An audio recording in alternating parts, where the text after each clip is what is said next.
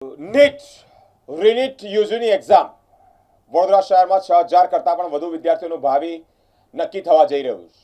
MS યુનિવર્સિટીમાં પણ centre ફાળવવામાં આવ્યા છે, ત્યાં પણ ચુસ્ત પોલીસ બંદોબસ્ત વચ્ચે વિદ્યાર્થીઓ એક્ઝામ આપવા જઈ રહ્યા છે। નીટની એક્ઝામ જે પેપર કાંડ થયો, પેપર લીક થયું તે બાદ દેશભરમાં વિરોધ, દેશભરમાં એક માંગણી કે શિક્ષણ મંત્રી રાજીનામું આપે। તે અંતર્ગત ફરી એકવાર રીનીટ યુજીની એક્ઝામનું આયોજન કરવામાં આવ્યું। MS યુનિવર્સિટીમાં પણ ઘણા સેન્ટરો જે ફાળવવામાં આવ્યા હોય ત્યાં વિદ્યાર્થીઓ પરીક્ષા નીટની એક્ઝામ આપવા જઈ રહ્યા છે। ગત પરીક્ષા દરમિયાન થયેલી પેપર લીકની ગંભીર ઘટના આ વખતે નેશનલ ટેસ્ટિંગ એજન્સી NTA અને સ્થાનિક વહીવટીતંત્ર દ્વારા અભૂતપૂર્વ તકેદારી રાખવામાં આવી છે। વડોદરા શહેરમાં પણ વિદ્યાર્થીઓના ભવિષ્યને ધ્યાનમાં રાખી તંત્ર સંપૂર્ણપણે હાઈ એલર્ટ પર છે। વડોદરા શહેરના 17 જેટલા પરીક્ષા કેન્દ્રો પર પુનઃ પરીક્ષાનું આયોજન કરવામાં આવ્યું છે। આ પરીક્ષામાં 6000 થી પણ વધુ વિદ્યાર્થીઓ સામેલ થયા છે। મહારાજા સાજીરાવ યુનિવર્સિટીના 4 કેન્દ્રો પર અંદાજે 1600 જેટલા પરીક્ષાર્થીઓ પરીક્ષા આપવા જઈ રહ્યા છે। તમામ વર્ગખંડો અને કેન્દ્રો પર CCTV કેમેરા દ્વારા કડક નજર રાખવામાં આવી રહી છે। સાથે જ પરીક્ષા કેન્દ્રો પર પોલીસના ઉચ્ચ અધિકારીઓ સહિતનો મોટો કાફલો તૈનાત છે। કોમર્સ ફેકલ્ટી ખાતે ઝોન 1 જગદીશ ચાવડા સહિત ACP અને PI કક્ષાના અધિકારીઓ જાતે સુરક્ષા વ્યવસ્થાનું સુપરવિઝન કરી રહ્યા છે। વિદ્યાર્થીઓનું ચેકિંગ શાંતિપૂર્ણ સવારે 11 કલાકે પૂર્ણ થયું છે। કેન્દ્રોમાં તેઓને પ્રવેશ આપવાનું શરૂ કરવામાં આવ્યું છે। તંત્ર દ્વારા કરવામાં આવેલી આ કડક વ્યવસ્થા પાછળનો મુખ્ય એક જ હેતુ દરેક લાયક અને મહેનતુ વિદ્યાર્થીઓને ન્યાય મળે અને પરીક્ષાની વિશ્વસનીયતા જળવાઈ રહે। નું આયોજન કરવામાં આવ્યું છે। તો વડોદરા શહેરમાં પણ અંદાજે 6000 સ્ટુડન્ટ્સ આ પરીક્ષા જે છે એ આપવાના છે। શહેરમાં કુલ 17 કેન્દ્રો છે અને તમામ કેન્દ્રો ઉપર નેશનલ ટેસ્ટિંગ એજન્સીઝ દ્વારા જે પ્રકારની ગાઈડલાઇન છે, જે સ્કેલમાં પોલીસ ડિપ્લોયમેન્ટ રાખવા માટેની સૂચના છે, એક PSI પ્લસ 6 HCPC ઓર હોમગાર્ડ ઓર જે પ્રકારની સ્ટુડન્ટ્સની સ્ટ્રેન્થ છે એ પ્રમાણે સમગ્ર આયોજન કરવામાં આવ્યું છે। આપ જોઈ શકો છો આ MS યુનિવર્સિટી જે છે એના કોમર્સ બિલ્ડિંગમાં અંદાજે 576 સ્ટુડન્ટ જે છે એ અહીંયા એપિયર થવાના છે। જે વિદ્યાર્થીઓ પરીક્ષા જે છે આપવા જઈ રહ્યા છે એમને અને એમના વાલીઓને શુભકામનાઓ પાઠવું છું। સમય કયો છે, કેટલા સમય અંદર જે રીતે ટાઈમલાઈન આપવામાં આવી છે એ પ્રમાણે 11 વાગ્યાથી એન્ટ્રી આપવામાં આવશે સ્ટુડન્ટ્સને। એ એન્ટ્રી જે છે એના બાયોમેટ્રિક વેરિફિકેશન, અન્ય વેરિફિકેશનની પ્રક્રિયા જે છે એ કરવા માટે લગભગ 1:30 વાગ્યા પછી એ એન્ટ્રી બંધ કરી દેવામાં આવશે। 2 વાગે પેપર સ્ટાર્ટ થશે અને 5:30 વાગ્યા સુધીનું એક્ઝામ જે છે એનું શેડ્યુલ છે। ડિસેબલ વિદ્યાર્થીઓ જે છે એમના માટે હાફ એન અવર્સ વધારે નેશનલ ટેસ્ટિંગ એજન્સીએ રાખી। આજે જે ફરીથી નીટની એક્ઝામ થઈ રહી છે એમાં 576 વિદ્યાર્થીઓ ફેકલ્ટી ઓફ કોમર્સ મેઇન બિલ્ડિંગમાં પરીક્ષા આપી રહ્યા છે। વિદ્યાર્થીઓ માટે ઠંડા પાણીની, પંખાની વ્યવસ્થા કરેલી છે। બેન્ચીસ વ્યવસ્થિત મળે એની પણ અમે ધ્યાન રાખ્યું છે। સુપરવાઇઝર દ્વારા બાળકને ક્યાંય પણ કોઈ પણ પ્રકારનું ટેન્શન ન થાય કે એને કોઈ ચિંતા કરવી પડે એવું વાતાવરણ ન થાય એનું પણ અમે ધ્યાન રાખી રહ્યા છે। એટલે સાયકોલોજીકલ અને ફિઝિકલ બધી જ સુવિધાઓ પૂરી પાડી રહ્યા છે બાળકોને। અને સાથે સાથે એમના માતા પિતા જે સાથે આવ્યા છે, બહાર બેસવાના છે ગરમીમાં આખો દિવસ, તો એમના માટે પણ બગીચામાં છાંયડામાં બેસવાની વ્યવસ્થા કરી છે, ટોયલેટ બ્લોકની વ્યવસ્થા કરી છે, પાણીની વ્યવસ્થા કરી છે। તો બાળકને પરીક્ષામાં તકલીફ ના થાય અને જે પરીક્ષા શાંતિપૂર્ણ રીતે આખા દેશમાં થાય અને વડોદરામાં પણ થાય એવી જે અપેક્ષા સરકારની છે એ જ પ્રમાણે એમના બધા જ માપદંડો પૂરા કરી અને આજની પરીક્ષા અમે લઈ રહ્યા છીએ। તૈયારી તો કરી છે, હવે જોઈએ શું થાય છે। ક્યાં આગળ આપનો નંબર આવ્યો છે? MSU યુનિવર્સિટીમાં।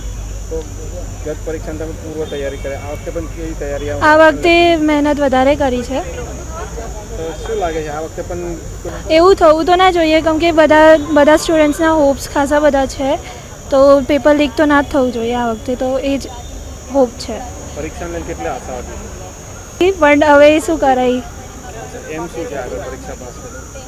પરીક્ષા પાસ કરીને પછી હવે આગળ ડૉક્ટરની ફિલ્ડમાં, ડૉક્ટર એટલે સેવા પ્રાઇવેટ કે સરકારી હોસ્પિટલમાં? હવે જે રીતે જે આવે તે। શું નામ આપનું? જાનવી પ્રજાપતિ। આશા એવી છે કે હવે પેપર લીક નહીં થાય અને હું નીકળી જઈશ સારા માર્ક્સેથી, મસ્ત એકદમ નીકળી એટલે નીકળી જ જઈશ। પછી હું પાછળ નીટ યુજીને તો નહીં જ જોઉં, પછી હું નીટ પીજીને જોઈશ, એવી છે તૈયારી। તો માનો છો ગત વખતે જે પેપર લીક થઈ ગયું, તો આ વખતે તમને એવું લાગે છે કે પેપર લીક થશે? પહેલાં જે હતું એમાં કદાચ ગવર્મેન્ટે પણ ધ્યાન નહીં આપ્યું, એનટીએ પણ ધ્યાન નહીં આપ્યું, તો કદાચ સિક્યોરિટી હવે થોડીક સારી હશે. અગર પેપર લીક થયું તો કદાચ બહાર નહીં નીકળે કે સમથિંગ એવું થશે, મને એવું છે. પણ અગર પેપર લીક કદાચ થશે જ પણ ખાલી બહાર નહીં નીકળે એવું છે મને. તો ગત પરીક્ષાને ત્યાં પ્રશ્નોત્તરીને ઘણા બધા સવાલો એકદમ હાર્ડ રહેશે. પહેલાં જે ક્રેશ કોર્સ હતા એમના માટે બહુ જ ઇઝી હતું, એ નીકળી જાત. એમાં મારો એક ભાઈ પણ છે, પણ એ લોકોએ પછી લીક કરી દીધું તો એ લોકો માટે પણ નહીં નીકળાયું. એટલે કદાચ થોડું બહુ હાર્ડ નીકળે, કેમ કે પહેલાં થોડુંક ઇઝી હતું.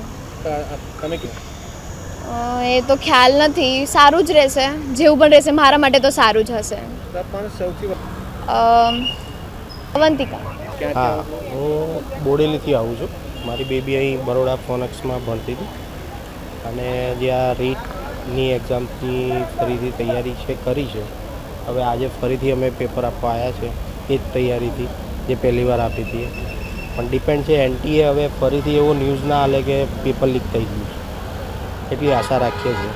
બાકી સિસ્ટમ પર એટલો બધો ટ્રસ્ટ બી નથી.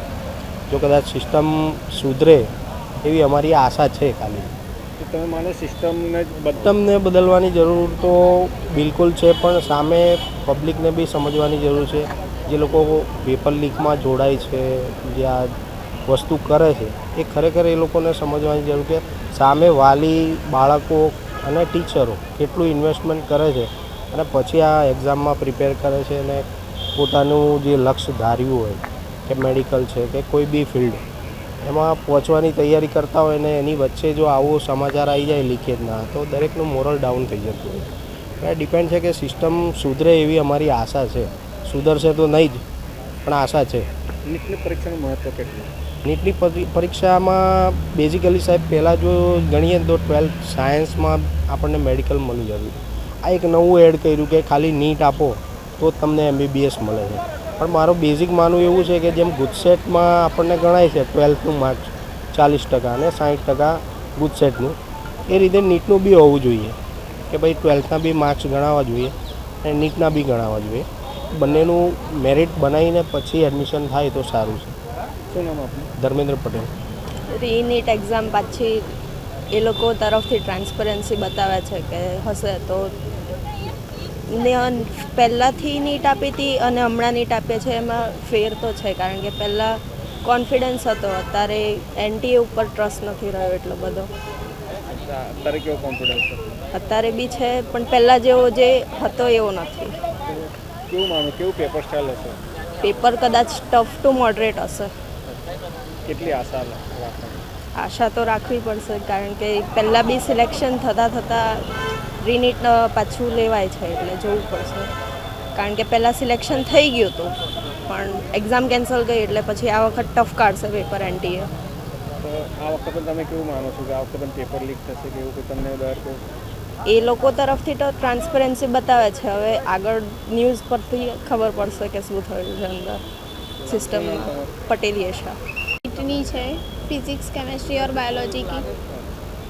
તો કેવું લાગે? ગત પરીક્ષામાં પેપર લીક થયું હતું, આ વખતે પણ તમને કેવું લાગે? આ વખત તો ના થવું જોઈએ, કેમ કે મહેનત કરીને ફરી અમે પરીક્ષા આલીએ છીએ. કેટલા કલાકની વાંચન અને 1 કલાક મિનિમમ. કઈ કઈ વસ્તુ તમે ત્યાગ આપ્યો છો? બધા જ MCQ ખાસ થિયરી. એટલે સૌથી વધારે કોન્સન્ટ્રેશન પાવર વાંચવામાં જ રાખ્યો છે તમે? હા, એટલે કેવી આશા રાખો છો આ પરીક્ષાને? બસ સારી જવી જોઈએ અને પેપર હેલું હોવું જોઈએ બસ. શું નામ? એના